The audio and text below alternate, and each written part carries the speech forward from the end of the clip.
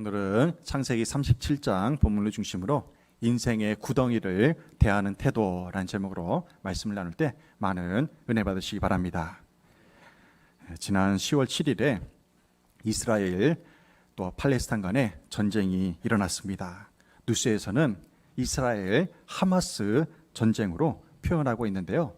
이 하마스의 뜻이 뭐냐면 이슬람 저항운동입니다.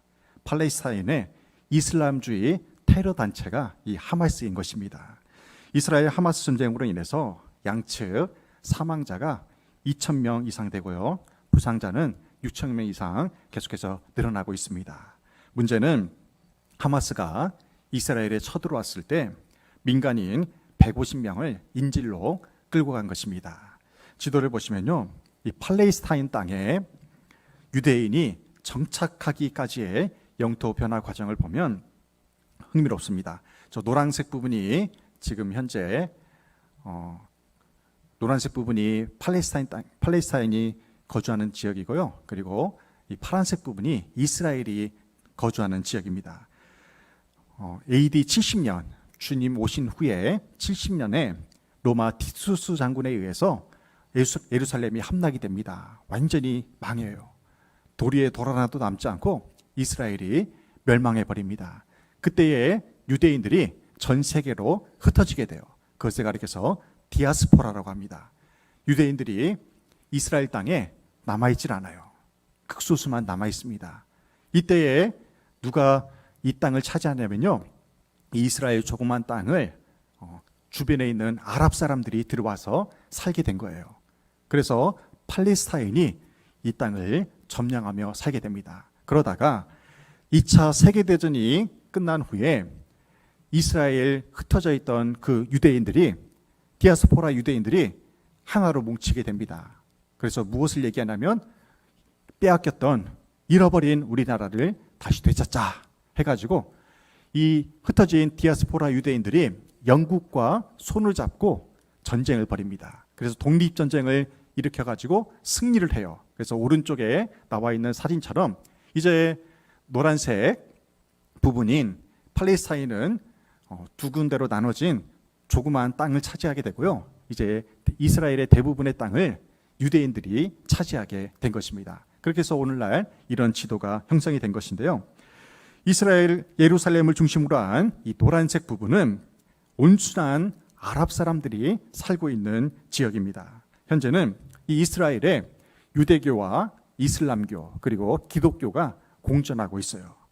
이스라엘 땅은 우리나라 경상남북도를 합한 것만큼 그렇게 크지 않은 땅입니다. 그래서 이스라엘 땅에 살고 있는 유대인들이 917만 명밖에 안 돼요. 1,000만이 채 되지 않은 나라가 이 이스라엘이고요. 또한 그곳에서 또 기생해서 살고 있는 팔레스타인 나라는 우리나라 세종시 크기만한 나라입니다. 그래서 팔레스타인의 인구는 537만 명이에요. 이스라엘에 비하면 땅도 적고요. 지금은 인구도 현저하게 적습니다.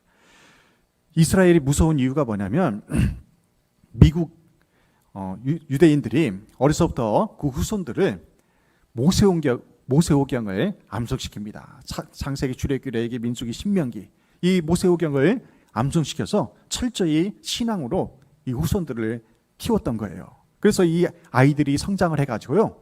전 세계에 영향력을 끼치는 그러한 위대한 인물이 되는 거예요.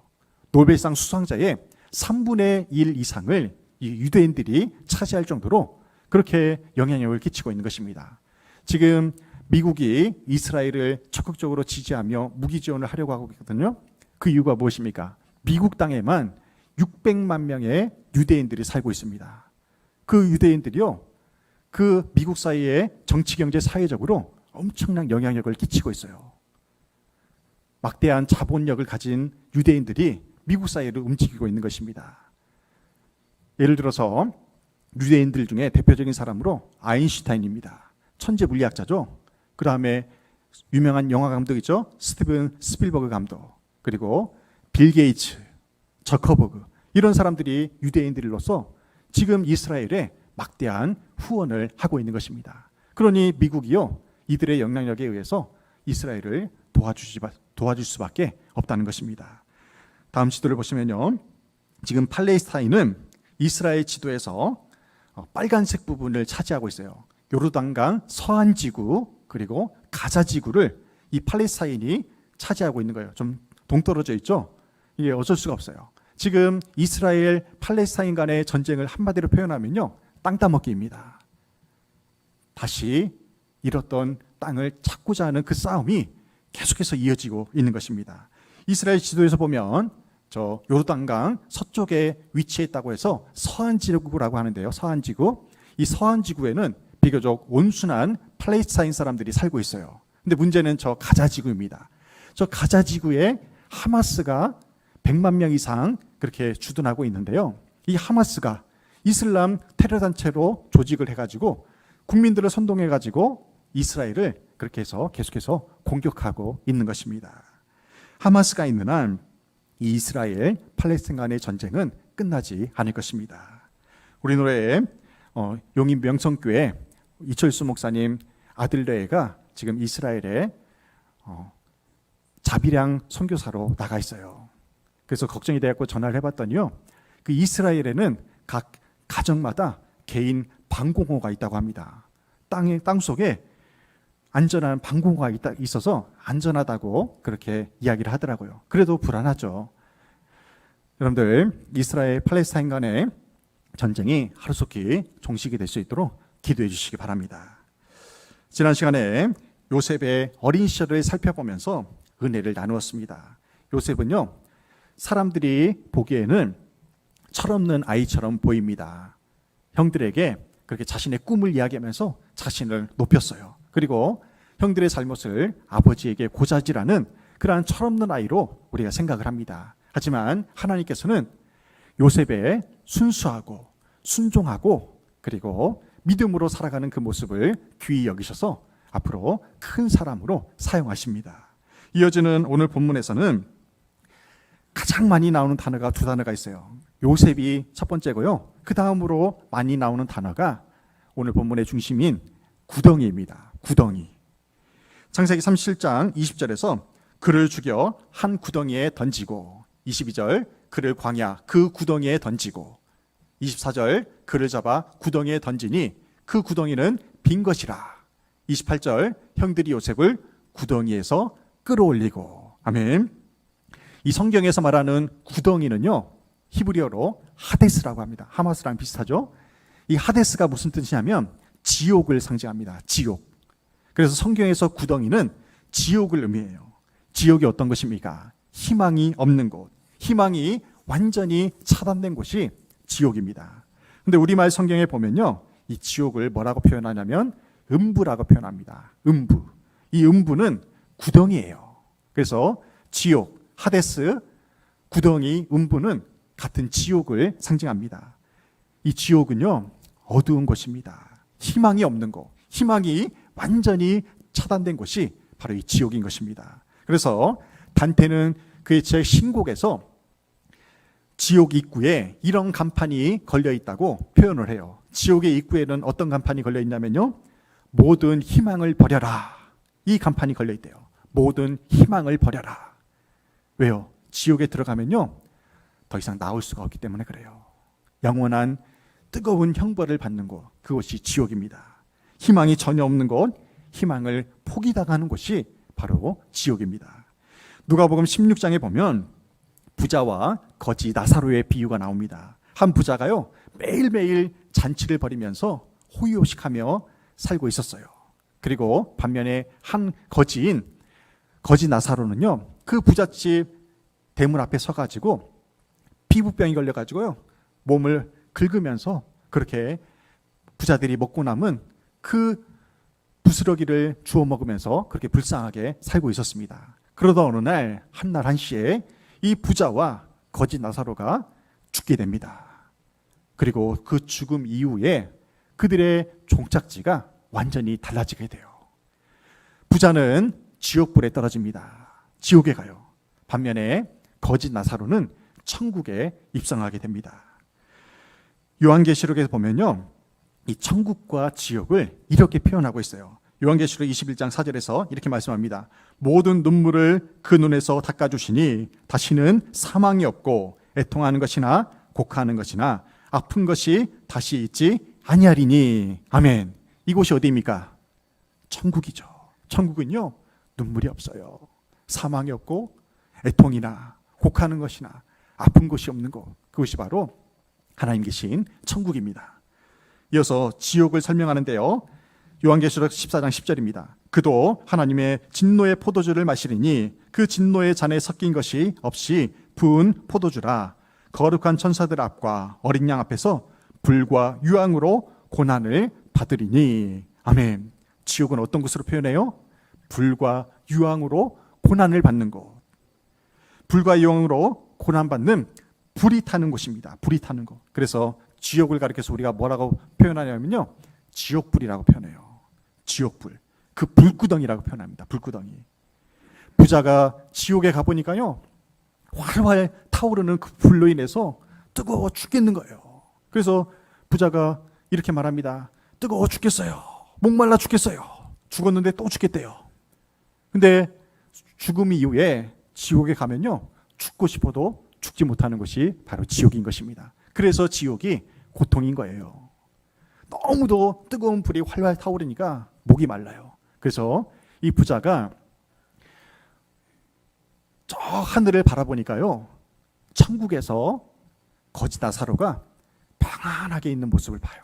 그곳에서 진수성찬을 먹고 있는 모습을 봅니다. 천국과 지옥은요, 연결되어 있지만 건너갈 수 없는 곳입니다. 근데 볼 수는 있어요. 그게 더 고통이죠. 지옥에서 천국에 있는 사람들을 바라본다고 생각해 보십시오. 그보다 더 큰 고통이 어디 있겠습니까? 부자가 너무나 목이 말라가지고 부탁을 해요. 천사에게. 거지 나사로에게 시켜서, 제가 생전에 내 몸종이었는데 저 거지 나사로에게 시켜서 나에게 물 한 모금만 갖다 주게 해주십시오. 그렇게 부탁을 해요. 근데 할 수가 없어요. 할 수가 없습니다.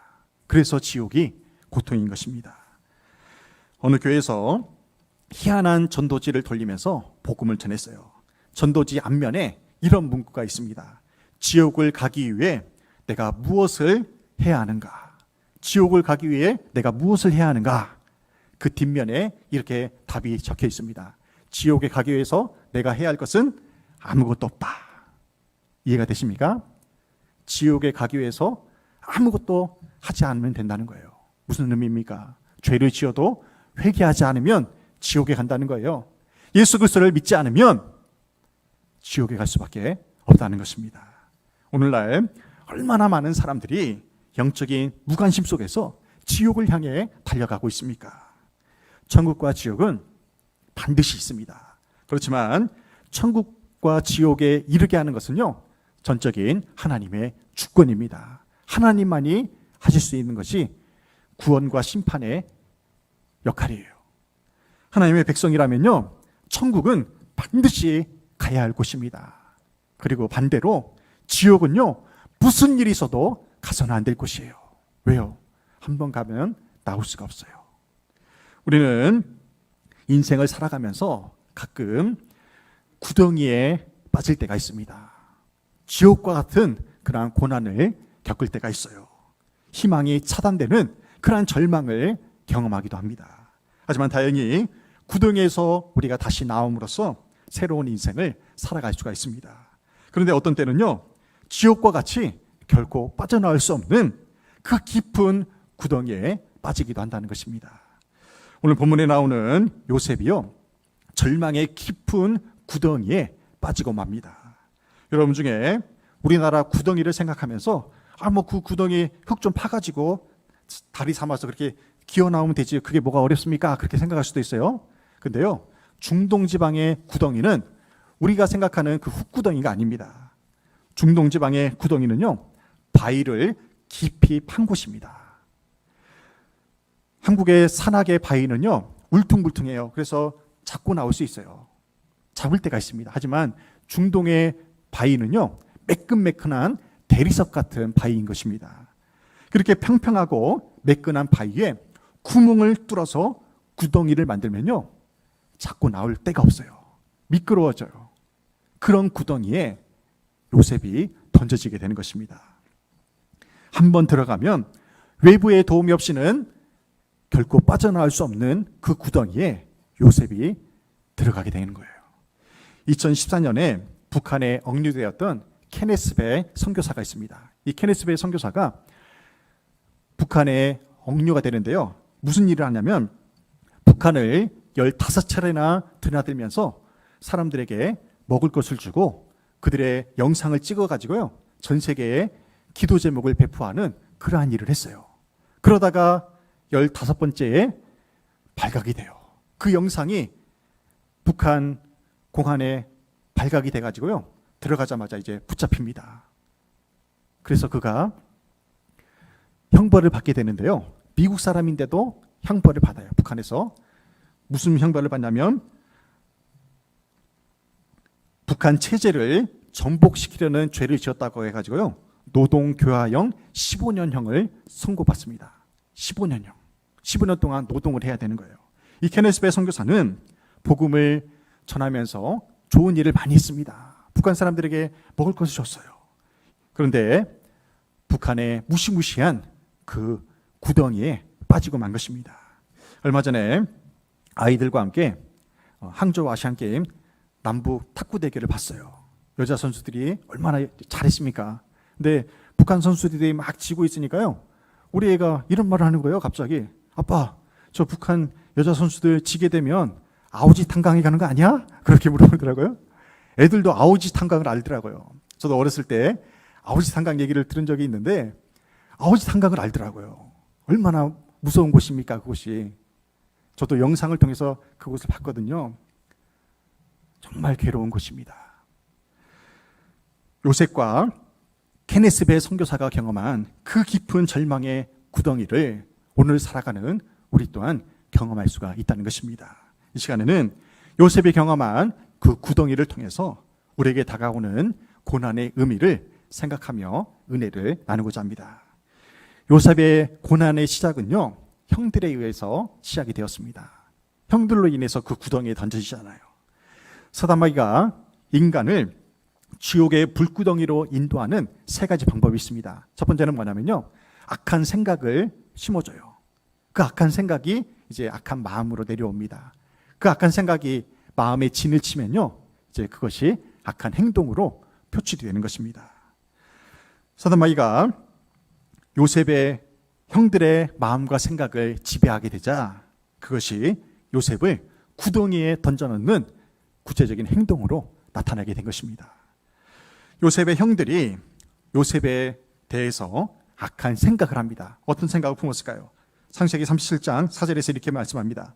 그의 형들이 아버지가 형들보다 그를 더 사랑함을 보고 그를 미워하여 그에게 편안하게 말할 수 없었더라. 아멘. 요셉의 형들이 품은 대표적인 악한 생각은요, 미움과 시기였습니다. 아버지의 편애로 말미암아 형들로 하여금 요셉을 미워하게 만든 거예요. 사단마귀가 이렇게 형들에게 속삭입니다. 야, 너는 채색국도 지어주지 않았잖아. 너는 형인데도 불구하고 아버지가 동생인 11번째 아들인 요셉을 사랑하잖아. 그러는 시기하는 마음, 미워하는 마음을 심어준 것입니다. 그 형들이 그 미워하는 마음이 커져서요, 결국에는 악한 생각이 악한 마음으로 그렇게 표출되게 된 것입니다. 악한 생각이 발전하면요, 그것이 악한 말이 되는 거예요.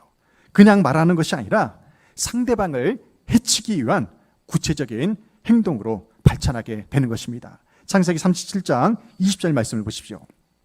20절 말씀에 보면 20절 말씀 찾아주세요. 20절에서 이렇게 말씀해요. 그를 죽여 한 구덩이에 던지고 우리가 말하기를 악한 짐승이 그를 잡아먹었다 하자.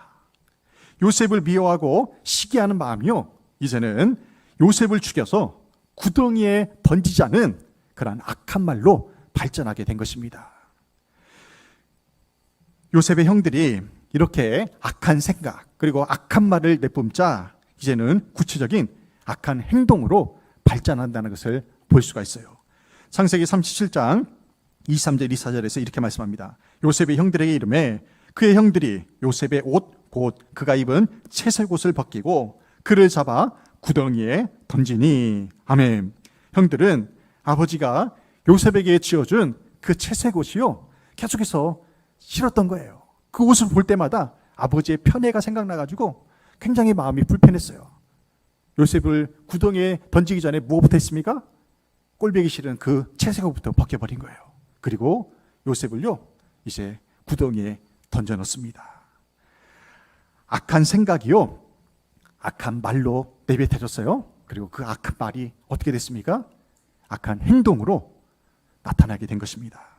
우리가 신앙생활 하면서 경건한 삶을 살기 위한 출발점 중에 하나는 뭐냐면요, 생각을 다스리는 것입니다. 내 생각을 누가 지배하고 있느냐가 중요해요. 내 생각을요, 하나님이 지배하실 수도 있고요, 사단마귀가 지배할 수도 있다는 것입니다. 그렇기 때문에 우리의 생각을 지금 누가 다스리고 있느냐가 중요해요. 가룟 유다가 무너지는 과정을 생각해 보십시오. 가룟 유다의 마음속에요, 사단마귀가 악한 생각을 심어줘요.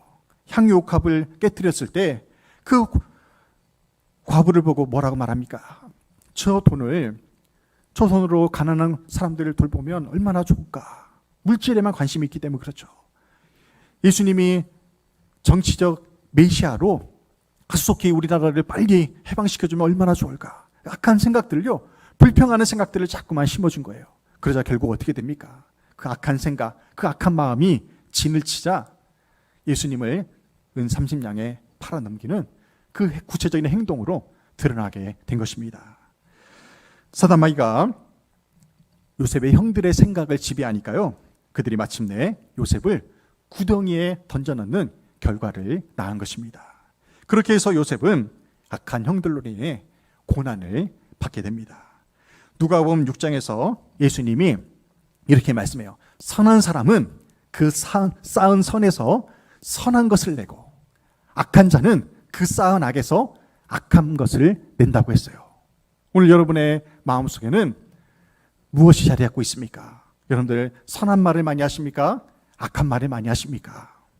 마음에 선을 많이 쌓아서 어떠한 상황과 형편에서도 선한 말을 하고 선한 것을 내는 저와 여러분 되시기를 주님의 이름으로 축원합니다. 요셉이 구덩이에 던져지는 그 고난을 당할 때 요셉이 반응한 태도가 중요합니다. 사실보다 중요한 건 태도라고 했어요. 그 고난의 현장에서도요, 요셉은 무엇을 하냐면 침묵을 합니다. 침묵을 해요. 이것이 우리가 배울 고난을 대하는 태도입니다.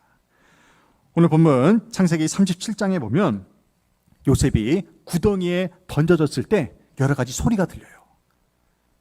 요셉을 살리고자 하는 루벤의 소리가 들립니다. 그리고 유다의 소리도 들렸어요. 시끄러운 많은 형들의 소리가 있었지만 그 가운데서 요셉은 무엇을 했습니까? 침묵하고 있어요. 아무 말도 하지 않고 있는 것입니다. 사람이 극심한 고난에 시달리게 되면요, 크게 두 가지 반응을 보입니다. 첫 번째는 그 고난이 너무도 괴로워서요, 원망하고 불평하며 발악을 합니다. 두 번째는 요셉과 같이 침묵하는 경우가 있어요. 그래도 요셉이요, 이 침묵하는 가운데 한마디 말을 합니다. 창세기 37장 23절에 이렇게 말씀해요. 요셉이 형들에게 이르매 그의 형들이 요셉의 옷 곧 그가 입은 채색 옷을 벗기고. 아멘. 요셉이 형들에게 말을 했어요. 근데 형들이 어떻게 했습니까? 요셉의 그 한마디 말을 무시해버린 거예요. 그리고 구덩이에 던져넣습니다. 그런데 훗날 이제 시간이 흘러가지고요, 요셉이 애굽의 국무총리가 되었을 때 형들이 요셉 앞에 섰을 때 이런 고백을 해요. 형들이 이런 말을 합니다. 42장 21절에 이런 말을 해요.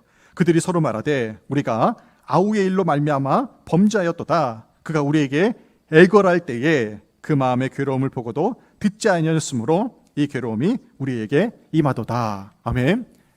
요셉이 형들에게 애걸했다고 그렇게 표현하고 있는 거예요. 어떻게 얘기를 했을까요? 살려달라고 했겠죠. 구덩이에 제발 던지지 말라고 했겠죠. 그런데도 형들은 요셉을 구덩이에 던져넣은 것입니다. 저와 여러분도 요셉과 같이 구덩이에 던져진다면 살려달라고 예언할 수밖에 없을 것입니다.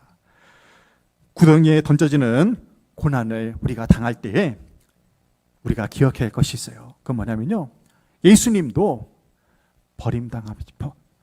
예수님도 버림받으셨다는 것을 우리는 기억해야 됩니다. 예수님이 십자가에 달리셨어요. 주님이 절규합니다. 엘리 엘리 라마 사박다니, 나의 하나님, 나의 하나님, 어찌하여 나를 버리셨나이까. 주님이 절규하셨어요. 근데도 하나님 어떻게 했어요? 침묵하셨습니다. 아무 말씀 안 하셨어요. 왜 사랑하는 아들이 십자가에서 비참하게 죽어가는데 하나님이 왜 침묵하셨습니까? 주님이 십자가에서 죽임을 당해야, 죽으셔야 인류를 구원할 수 있기 때문에 그렇습니다. 그 하나님의 마음이 얼마나 아프셨겠어요. 그럼에도 불구하고 하나님은 침묵하셨습니다. 주님의 십자가 절규가 고난과 죽음으로 끝나지 않고 마침내 부활의 영광이 되었다는 사실을 우리는 기억해야 됩니다. 우리가 고난 중에 우리 주님이 함께 하신다는 사실을 기억하시기 바랍니다.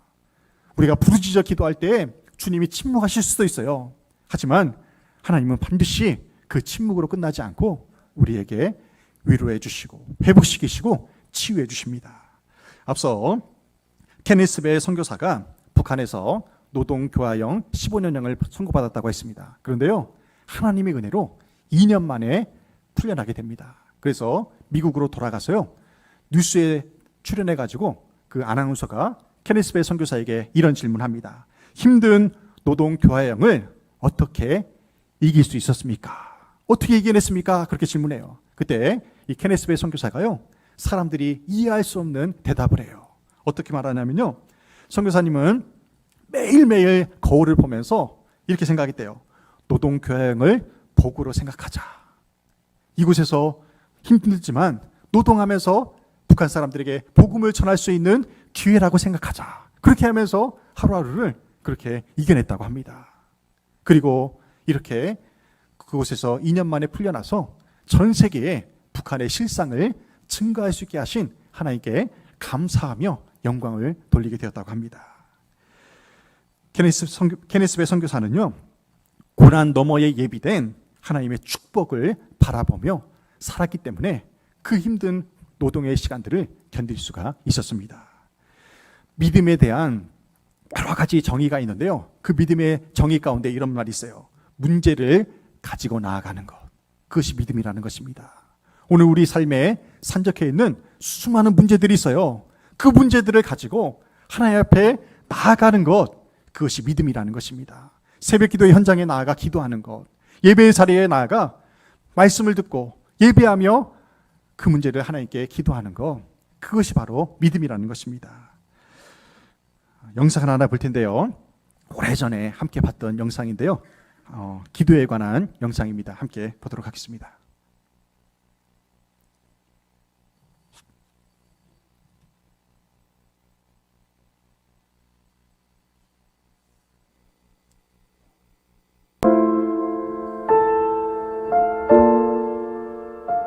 내가 살고 있는 것이 리무르, 티필, 티밭이에요. 내가 이렇게 걸어가잖아요. 그러면 아래에서 이 꼬마들이 나를 올려다 봅니다. 우리 교회 주일학교 애들이에요. 내가 선교사인지 알아요. 내 이름이 유니스니까 내 이름을 불러요. 아래에서 나를 올려다 보면서 내가 지나가면 이렇게 불러요. 유니스! 목이 터져라. 유니스! 막 이런데 얼마나 내 이름을 부르는지 나한테 아무것도 달라 그런 건 없어요. 그러나 내가 알아요. 얘네들 신발이 없어요. 맨발로 다니거든요. 근데 유네스 할 때 저것들 신발이 없는데 신발 사줘야지, 그 생각이 들어요. 그 다음에 또 유네스 이러면 저 녀석들 밥을 하루에 한 끼 먹는데 밥도 좀 많이 줘야 되는데 빵을 사줄까? 또 유네스 이러면 쟤네들 학교도 없는데 내가 돈 많이 있으면 학교도 지어주면 좋겠다, 이런 생각을 해요. 선한 생각이 계속 나게 있다는 이야기예요. 근데 걔네들이 그 누구도 나한테 유네스 신발 없어요, 신발 사주세요, 아무도 안 그랬어요. 그러나 내 이름을 부르는 순간순간 쟤네들 뭐가 필요한데? 이게 무슨 이야기냐 하면 여러분이 기도할 때 주야 이러면은요 여러분의 마음을 하나님이 왜 모르겠어요. 여러분 필요한 거를 하나님이 아세요. 그리고 하나님이 여러분을 정말 사랑하세요. 안 주고 싶지 왜 안 주고 싶겠어요. 그러나 부르짖어야 말이지. 부르짖지 않으면 또 하나님의 마음이 또 감동이 안 간다니까. 그래서 오늘은 여러분의 필요가 있을 겁니다. 어떤 것이 필요로 하는지, 그것이 공부인지 돈인지 건강인지 관계 회복인지 아니면 영성의 회복인지 하나님 알고 계십니다. 겉으로 크게 내가 말로 표현하기 싫으면 어려우면 불편하면 그냥 주여 이름을 부르세요. 주여 주여. 네, 내일부터 우리가 가정과 일터를 위한 특별 새벽 기도를 합니다. 우리 삶에 우리의 가정과 일터에 산적해 있는 그 문제들을 우리가 어떻게 해결할 수 있습니까? 기도 외에는 방법이 없어요. 최근에 여러분이 여러분의 가정을 위해서 배우자와 자녀들을 위해서 눈물로 기도한 적이 언제였습니까? 여러분의 일터를 위해서 간절히 기도할 때가 언제였습니까? 특별 새벽 기도에는 특별한 은혜를 체험할 수 있는 기회라고 했습니다. 이번 기회에 여러분들 새벽을 깨우며 나와서 부르짖어 기도하시길 바랍니다. 주님의 이름만 불러도요 주님은 다 아세요. 나의 필요를, 나의 문제를, 나의 아픔을 주님이 알고 계십니다. 그 은혜로 담대히 나아가시길 바랍니다. 요셉이요 그 구덩이에 던져졌을 때 침묵하며 무엇을 했을까요? 하나님만 의지했어요.